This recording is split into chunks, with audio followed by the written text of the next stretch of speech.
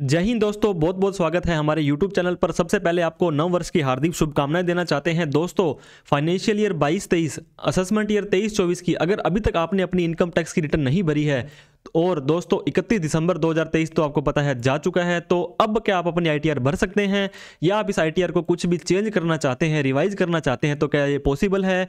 जी हाँ दोस्तों, बिल्कुल पॉसिबल है। ITR यू अपडेटेड ITR अभी भी संभव है, जो कि इनकम टैक्स का सेक्शन 139(8)(a) के अंदर आपको पता है भरी जा सकती है। क्या टाइमलाइन है, कब तक इसे भर सकते हैं? 2 year from the end of the relevant assessment year. जो असेसमेंट ईयर आपका 23-24 है, 31/3/24 को खत्म होगा। इसके 2 साल तक 31/3/2026 तक आप इस ITR को भर सकते हैं। दोस्तों, if ITR not filed, ITR अगर आपने नहीं भरी है, अगर आपने बिलेटेड ITR भरी थी मतलब लेट भरी थी, या भरने के बाद उसे चेंज करा था, इन तीनों ही कंडीशन में आप ITR यू भर सकते हैं। लेकिन एक चीज आपको ध्यान देनी पड़ेगी, इमीडिएट वेरिफिकेशन मस्ट है। आपको पता होगा ITR भरने के बाद में 30 दिनों के अंदर अंदर उसको वेरीफाई करना पड़ता है। नॉर्मल ITR में दोस्तों अगर आपके पास में वेरीफाई नहीं हो रही है तो उसको प्रिंट आउट निकाल करके साइन करके CPC बेंगलुरु में आप भेज सकते हैं, लेकिन यहाँ पर ऐसा नहीं है। या तो आपको आधार OTP या बैंक EVC या इंटरनेट बैंकिंग का आपको यहाँ पे यूज करना पड़ेगा। अब क्या क्या कंडीशन है दोस्तों इस ITR की? सबसे पहली कंडीशन मैं आपको बता दूं, TDS can not be claim. TDS का रिफंड आप नहीं ले सकते हैं। अगर आपका कोई TDS कटा हुआ था तो उसे आप भूल जाएं दोस्तों। इसके बाद में income can not be decreased. अगर आपकी इनकम पहले ज्यादा थी, अब आप उस इनकम को कम नहीं कर सकते हैं। Refund can not be increase. दोस्तों, आपने पहले रिफंड ले लिया था 10,000 रुपए का, आपको लगता है कि मैंने कुछ डिडक्शंस लेनी भूल गया था या इस तरह का कोई भी केस है, तो आप रिफंड को बढ़ा नहीं सकते हैं। अगर आपकी लॉस की रिटर्न है, लॉस का रिटर्न का मतलब दोस्तों अगर आपकी income gross total income 2.5 lakh से कम हो गई है, माइनस में चली गई, तब भी आप ITR नहीं भर सकते हैं। There should be challan before filing this ITR। दोस्तों, ये एक इंपॉर्टेंट काम है यहाँ पे कि आपको चलान भरना पड़ेगा। एक चलान भरने का मतलब अगर आपका कोई भी TDS कटा हुआ है और उस कटे हुए TDS से कम आपका टैक्स बन रहा है, तब भी आपका चलान बनेगा। फॉर एग्जांपल, अगर आपका टैक्स बन रहा है दोस्तों 20,000 रुपए का और आपका TDS कटा हुआ था 25,000 रुपए, तो इस केस में आप ये ITR नहीं भर पाएंगे। अगर आपका TDS कटा हुआ था 20,000 रुपए और आपका टैक्स बनता है 19,000 रुपए फॉर एग्जांपल, तो यहाँ पे 1,000 रुपए का दोस्तों आपका पता चलान बन गया। तो मतलब कितने भी रुपए का चलान अगर आपका बनता है तो ये ITR आप भर सकते हैं। और किसी भी तरह की कोई हेल्प चाहिए दोस्तों आपको ITR से रिलेटेड, ITR यू से रिलेटेड, तो आप बेझिझक आप हमें कमेंट करें। हमारे सोशल मीडिया पर हैंडल पर आप मैसेज कर सकते हैं, मेल कर सकते हैं, हम आपका रिप्लाई करेंगे। अब हम आपको लेकर आ जाते हैं इनकम टैक्स की वेबसाइट पर, जहां पर आपको incometax.gov.in आपको टाइप कर देना है। तो इस तरह की वेबसाइट दोस्तों आपको आ जाएगी। आप यहां पे लॉगिन भी कर सकते हैं, रजिस्टर कर सकते हो, पहली बार भर रहे हो तो दोस्तों ये जो ITR यू है ये ऑनलाइन नहीं भर सकते हैं, आपको ऑफलाइन यूटिलिटी के माध्यम से ही भरनी पड़ेगी। तो ऑफलाइन यूटिलिटी के लिए आपको यहां पे डाउनलोड्स पर आ जाना है। डाउनलोड्स के बाद में असेसमेंट ईयर दोस्तों आपको पता होगा 22-23 और 21-22 इन 3 सालों की ITR यू आप भर सकते हैं। तो जिस भी साल की भरनी है उसे आप सेलेक्ट कर लेंगे। कॉमन यूटिलिटी, ये देखिए कॉमन यूटिलिटी ITR 1 से 4 भी ले सकते हैं, और आपने स्पेसिफिक ITR 1 भरनी है तो ITR 1 पे क्लिक करें। इसके अकॉर्डिंग दोस्तों 2, 3, 4 आप यहां पे ले सकते हैं। आपको हमने ऑलरेडी अलग अलग डिटेल में वीडियो पहले से बना रखी है। ये देखिए दोस्तों, include filing under section 139(8)(a जो कि ITR यू की बात करता है। तो यूटिलिटी एक्सेल बेस्ड, इसके ऊपर हम जैसे क्लिक करेंगे दोस्तों तो ये डाउनलोड करने के लिए हमें बोलेगा। इसको हम डाउनलोड कर लेंगे, इसको हम बेसिकली डेस्कटॉप पर डाउनलोड कर लेंगे और इसको सेव कर देंगे। सेव करने के बाद में दोस्तों इस फोल्डर में हम चले जाएंगे। इस यहाँ पे जाने के बाद में इसे राइट क्लिक करेंगे और एक्सट्रैक्ट हेयर कर देंगे। एक्सट्रैक्ट हेयर का मतलब क्या होता है दोस्तों, ये हमारी एक्सट्रैक्टेड वर्जन आ गई है। एक्सट्रैक्ट हेयर की बजाय आप एक्सट्रैक्ट फाइल भी कर सकते हैं। ये देखिए इस तरह का आपको यहाँ पे दिखाई देगा डेस्कटॉप पर अगर आप आते हो। इसके बाद में एक्सट्रैक्ट फाइल्स पर क्लिक कर देंगे। आप फाइल पर क्लिक करेंगे तो फिर से आपसे पूछेगा कि आप इसे कहाँ पे एक्सट्रैक्ट करना चाहते हैं, तो सिंपली आप डेस्कटॉप पर ही कर दीजिएगा। जैसे आप ओके करेंगे तो इस तरह का फोल्डर आपको एक दिखाई देगा, ITR 1 AY 23-24। इस पर डबल क्लिक करेंगे दोस्तों तो इस तरह का आपको एक एक्सेल की यूटिलिटी यहाँ पे खुल जाएगी। इसे आपको डबल क्लिक फिर से कर देना है। तो दोस्तों ये देखिए यहाँ पे माइक्रो आर्ब एनेबल्ड है। माइक्रोसॉफ्ट ने आपके मैक्रोज को ब्लॉक कर रखा है, तो इसके लिए क्या करना पड़ेगा, आपको मैक्रोज है वो एनेबल करने पड़ेंगे। इसके लिए दोस्तों आप 2 काम कर सकते हैं एनेबल करने के लिए। या तो उस फाइल के अंदर जाकर के आप यहाँ पे राइट क्लिक करके फाइल में जाकर के अकाउंट ऑप्शंस के अंदर जाकर के सिक्योरिटीज़ के अंदर जाकर के ट्रस्ट सेंटर में जाकर के, जैसे कि ट्रस्ट सेंटर सेटिंग में जाएंगे, मैक्रो सेटिंग्स आपको मिलेगी।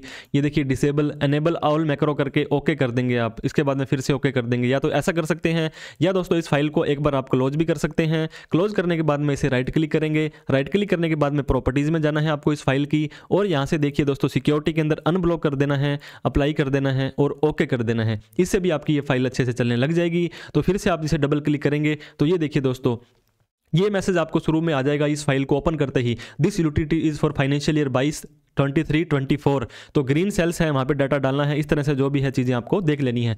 अब दोस्तों अगर आपने इनकम टैक्स में रजिस्ट्रेशन कर रखा है तो बट ऑब्वियस सी बात है, रजिस्ट्रेशन करेंगे तभी आप ITR भर पाएंगे। तो यहाँ पे name, first name, last name, ये सारी की सारी इन्फॉर्मेशन अगर आप प्री फिल्ड चाहते हैं तो यहाँ से आपको दोस्तों इंपोर्ट प्री फिल्ड पे क्लिक कर देना है। इंपोर्ट प्री फिल्ड पे क्लिक करने से पहले क्या करना पड़ेगा, आपको इनकम टैक्स के पोर्टल पर जाना पड़ेगा। यहाँ पे आपको दोस्तों लॉगिन कर देना पड़ेगा। लॉगिन आपको पता होगा आपका यूजर ID और पासवर्ड होता है, या तो पैन नंबर भी हो सकता है या आधार नंबर भी हो सकता है। यहाँ पे दोस्तों आप अपना यूजर ID और पासवर्ड डालेंगे और इसके बाद में कंटिन्यू पर जैसे ही क्लिक करेंगे तो कई बार ऐसे रिक्वेस्ट नोट ऑथेंटिकेट की अगर आपको एरर देता है तो कोई दिक्कत नहीं है, आपको यहाँ पे आ जाना है। आपका पोर्टल आपको यहाँ पे दिखाएगा कि आपने अपनी ITR फाइल नहीं करी है, तो ई फाइल के अंदर जाकर के इनकम टैक्स रिटर्न में जाकर के दोस्तों डाउनलोड प्री फिल्ड डेटा पर क्लिक कर देना है। अब ये पूछेगा कि किस साल का प्री फिल्ड डेटा आपको डाउनलोड करना है, तो simply 23-24 current assessment year download कर देना है दोस्तों। उस डाउनलोड को उसी फोल्डर के अंदर ही सेव कर लें तो ज़्यादा बेटर रहने वाला है।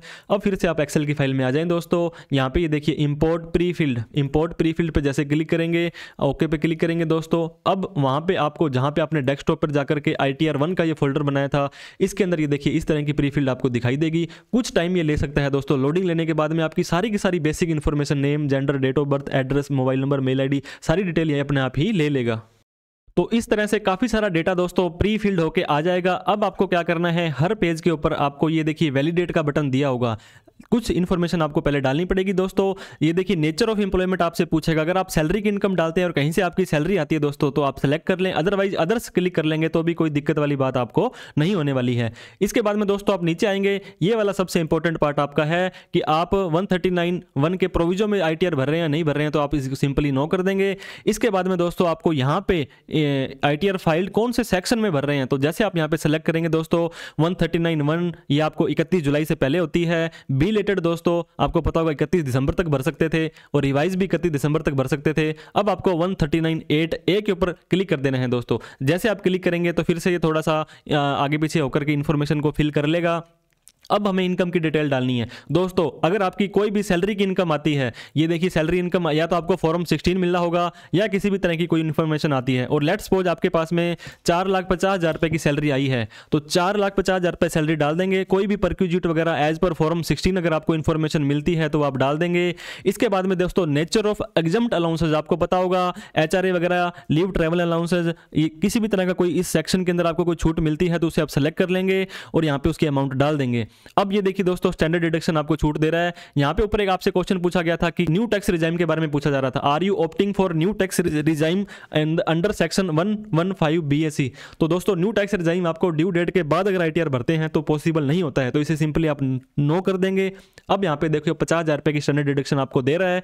इसके बाद में दोस्तों हाउस प्रॉपर्टी की इनकम आपको पता होगा, अगर आपका एक ही मकान है और वो मकान अगर आपने किराए पे दे रखा है तो दोस्तों लेट आउट आ जाएगा। अगर आप उस पर खुद रहते हैं, सेल्फ ऑक्यूपाइड है और उसमें होम लोन के इंटरेस्ट की छूट लेना चाहते हैं, तो ये देखिए दोस्तों interest payable on borrowed capital, for example 50,000 रुपये की हमने होम लोन की छूट लेनी है तो ये आपका घट जाएगा। इनकम फ्रॉम अदर सोर्स, दोस्तों आपने जो प्री फिल डेटा किया था उसके अंदर से सेविंग का ब्याज आ जाएगा। और भी कोई इनकम आपकी दोस्तों आ रही है तो लास्ट में आप एनी अदर के अंदर जैसे ही चले जाएंगे तो यहाँ पे आपको ट्यूशन इनकम या जो भी इनकम आप यहाँ पे दिखाना चाहते हो, सपोज करो अगर आपकी डेयरी की इनकम है, कोई भी इनकम आप दिखाना चाहते हो दोस्तों तो वो आप सिंपली यहाँ पे डाल सकते हैं। डेयरी की इनकम लेट्स सपोज हमारी 1 लाख रुपए की आती है, तो 1 लाख रुपए डेयरी की इनकम मैंने दोस्तों यहाँ पे डाल दी है। इसके अलावा कोई भी और अदर इनकम दिखाना चाहते हो तो आप यहाँ पर डाल करके एनी अदर में जाकर के उस इनकम की डिटेल डाल सकते हो। अब नीचे दोस्तों और भी ज़्यादा इन्फॉर्मेशन आपको कुछ यहाँ पे नहीं डालनी है। सेक्शन 80C वगैरह वाली कोई इंपॉर्टेंट चीज़ें दोस्तों आपको पता होगा, LIC की छूट लेना चाहते हैं, होम लोन की प्रिंसिपल की छूट लेना चाहते हैं। अगर मान लो दोस्तों अगर आपने 1,60,000 रुपये की LIC की छूट लेनी है तो आपको पता होगा मैक्सिमम 1.5 लाख की छूट आपको मिलती है। तो इस तरह से जितनी भी आपकी LIC वगैरह आपने लेनी है उसकी आप छूट यहाँ पे डाल सकते हैं। 80CCD 1, 2B, D, 80D, DDB, अलग अलग जिनके प्रोविजन सेक्शंस बने हुए दोस्तों सारा का सारा आप यहाँ पे डाल देंगे। इसके बाद में एग्जम्प्ट इनकम आपकी आती है। एग्जम्प्ट इनकम में पता होगा ऐसी इनकम जिसके ऊपर आपको टैक्स नहीं देना पड़ता है, स्टेटरी प्रोविडेंट फंड, इंटरेस्ट वगैरह, अदर सोर्स की इनकम जो भी इसके ऊपर एप्लीकेबल होता है। एग्रीकल्चर इनकम 5,000 रुपये तक की आप इसमें ले सकते हैं। तो इस तरह से क्या करना है दोस्तों, ऊपर आ जाना है सिंपली और वैलिडेट के ऊपर आपको क्लिक कर देना है। जब ये बोलेगा sheet income detail is okay, इसका मतलब है ये शीट आपकी बिल्कुल ओके हो चुकी है, सारी की सारी डिटेल आपकी सही आ चुकी है। तो हमारी इनकम दोस्तों 4,45,000 इतने रुपए की इनकम हमारी बनी है। आपको पता होगा अगर आपकी इनकम 2.5 लाख से कम आप डालते हैं तो आप ये ITR नहीं भर पाएंगे। इसके बाद में part a general information 139(8)A, specially दोस्तों ITR यू के लिए ये इन्फॉर्मेशन यहाँ पे भरी गई है। नाम पैन नंबर आपका आ जाएगा। अब यहाँ पे आपका आधार नंबर डाल सकते हैं। इसके बाद में ये पूछेगा वेदर पहले आपने कभी रिटर्न भरी है या नहीं भरी है। तो भरी है तो सिंपली यस करेंगे। यस करने के बाद में दोस्तों आपको उस ITR का एक्नॉलेजमेंट नंबर, कौन से सेक्शन में आपने पहले भरी थी, ये चीजें आपसे यहां से पूछी जाएंगी। अगर आपने पहले ITR नहीं भरी थी दोस्तों, कौन सी ITR भरी थी, सारी इंफॉर्मेशन देनी होगी। अदरवाइज सिंपली आप यहां पे नो कर देंगे अगर आपने पहले कभी रिटर्न भरी ही नहीं थी। अब इस रिटर्न को आप क्यों भर रहे हैं दोस्तों, क्यों भर रहे हैं, इसका रीजन आपको यहां पे देना पड़ेगा। सिंपली प्रीवियसली अगर आपने पहले कोई रिटर्न नहीं भरी थी, पहले आपने रिपोर्ट नहीं की थी इनकम ढंग से, गलत हेड में ले ली थी, अदर सोर्स में डाल दी थी, बिजनेस में डालनी थी, मतलब ITR का फॉर्म भी चेंज कर सकते हैं। 1 की जगह 3 भरना चाहते हैं, कैरी फॉरवर्ड लॉसेज को कम करना है और कोई डेप्रिसिएशन को कम करना है, टैक्स आपने गलत भर दिया था, तो प्रीवियसली रिटर्न नॉन फाइल, हमने पहले रिटर्न भरी ही नहीं थी, इसके ऊपर आप क्लिक कर देंगे। इसके बाद में क्या करेंगे दोस्तों, वैलिडेट पर क्लिक करना है। तो वैलिडेट पर क्लिक करना है तो ये बोल रहा है कि इस तरह से ड्रॉप डाउन के अंदर आप ये इन्फॉर्मेशन आप सेलेक्ट कर लेंगे अपनी। तो जहां पर भी आपको जो जो चीजें सेलेक्ट करनी है दोस्तों, अब ये पूछता है are you filing the updated return, किस टाइम में भर रहे हैं दोस्तों। अभी तो हमारा साल खत्म हुआ है, उस साल खत्म होने के 12 महीने के अंदर अंदर ही हम भर रहे हैं उस रेलेवेंट असेसमेंट ईयर के।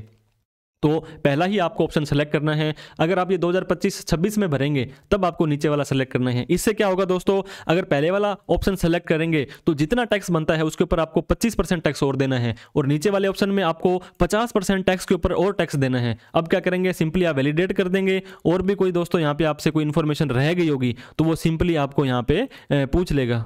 ये देखिए ये चीज़ और पूछी जा रही है आपसे कि आप एलिजिबल हो इस रिटर्न भरने को, तो बिल्कुल ऑब्वियसली हम एलिजिबल हैं तभी तो ये रिटर्न भर रहे हैं। अब वैलिडेट पर आप क्लिक करेंगे तो ये देखिए ओके की इन्फॉर्मेशन आपको यहाँ पे आ गई है। अब दोस्तों TDS से पहले आपको पता होगा इनकम टैक्स के पोर्टल पर जाकर के आपको AIS, TIS और फॉर्म 26 से जरूर चेक करना है दोस्तों।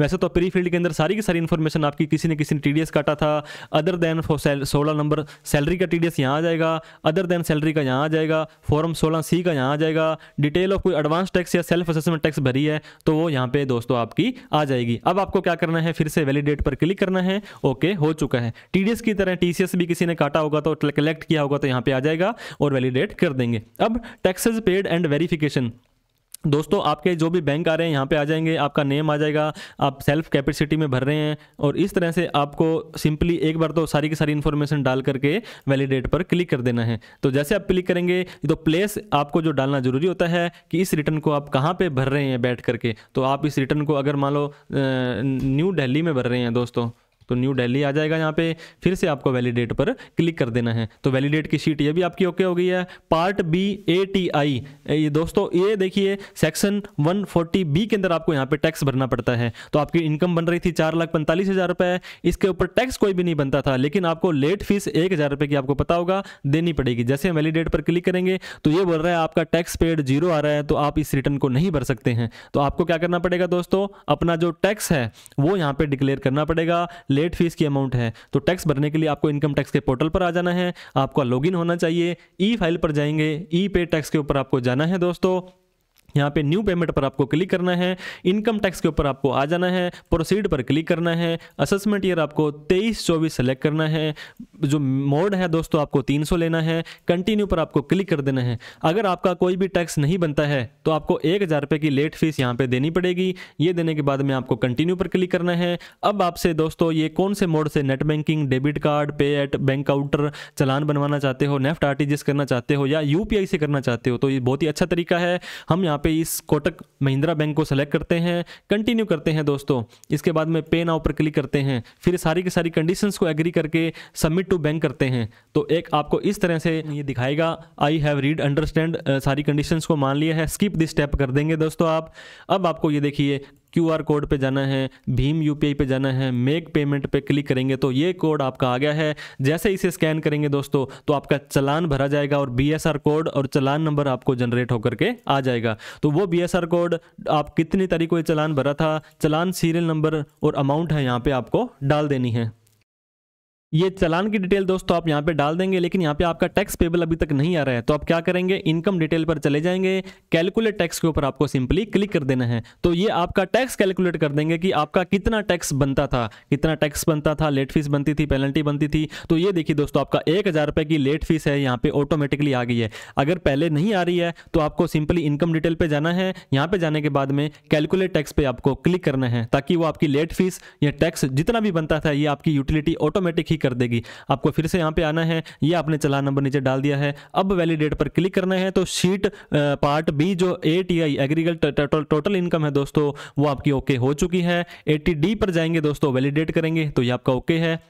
80G पर जाएंगे, इसके बाद में वैलिडेट करेंगे तो ये आपका ओके है। 80GGA पे जाएंगे, वैलिडेट करेंगे तो ये मतलब सारा का सारा ओके हो चुका है। अब इनकम डिटेल पर फिर से आएंगे और वैलिडेट पर क्लिक करेंगे तो मतलब सारा काम आपका हो चुका है सिंपली दोस्तों। अब आपको क्या करना है, आपको जनरेट जैसन पर क्लिक करना है। जैसन जनरेट करने का मतलब है please verify that the TDS statement is submitted for complete financial year. ये कह रहा है आपका फॉर्म 76 AS AIS TS, आपका फॉर्म 16, ये सारी चीजें आप पहले चेक कर लें कि आपका सही से कटा है नहीं कटा है। फिर ये बोलता है कि आपको जनरेट करने के लिए ओके पर क्लिक करना है, सेव करने के लिए फिर से आपको ओके पर क्लिक करना है। अब दोस्तों आपको ये समरी दिखा देगा कि आपका ये name, date of birth, gender, आपका सारा पैन नंबर है, और सेव जैसन पर आपको क्लिक कर देना है दोस्तों। जैसे आप सेव करेंगे तो ये देखिए ये बोलता है कि आपकी फाइल सेव हो चुकी है जहां पे आपने उस फोल्डर को डेस्कटॉप पे किया था। अब फिर से इनकम टैक्स के पोर्टल पर दोस्तों आपको आ जाना है। इनकम टैक्स के पोर्टल पर आने के बाद में आपको पता होगा अगर आपने चालान भर दिया है तो आपका वो सक्सेस हो जाएगा, अदरवाइज फेलियर आपको दिखा सकता है। अब दोस्तों आपको डेस्कटॉप पर आ जाना है, फाइल नाउ के ऊपर आपको क्लिक करना है, इसके बाद में असेसमेंट ईयर सेलेक्ट करना है 23-24। अब आपको ITR फाइलिंग करनी है। आपको पता होगा देखिए रिवाइज बिलेटेड नॉर्मल ITR यहाँ पे नहीं आ रही है, तो लास्ट वाला 139(8)A आपके ऊपर ऑडिट एप्लीकेबल होती है तो ठीक है, अदरवाइज नो करेंगे। ITR की जो यूटिलिटी हमने डाउनलोड की थी 1 की, तो आप सिंपली 1 2 3 4 जो भी आपके ऊपर एप्लीकेबल होगा दोस्तों उसको आप सेलेक्ट कर लेंगे। कंटिन्यू पर क्लिक करना है। ये फिर से सारी कंडीशंस बता रहा है कि आप लॉस में नहीं भर सकते हैं, TDS क्लेम नहीं कर सकते हैं, आपके ऊपर सर्च सीजर हो रहा है तो नहीं कर सकते हैं।